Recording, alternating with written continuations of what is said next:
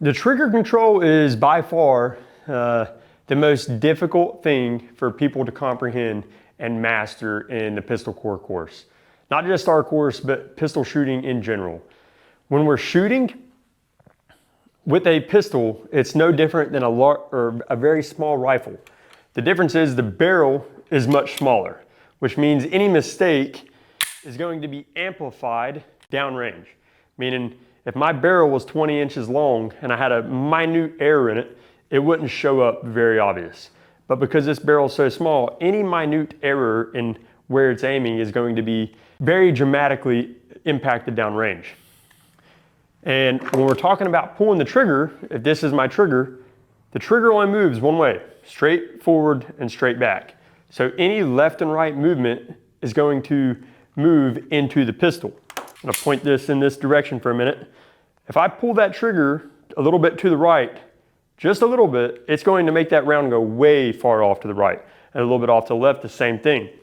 And typically, if you are a right-handed shooter and you put way too much trigger finger in there, like if you're way in here with your trigger, you're gonna be pushing that gun to the left. And if you have too little trigger finger, like just the tip, you're gonna be pulling it off to the right. So we want the right amount.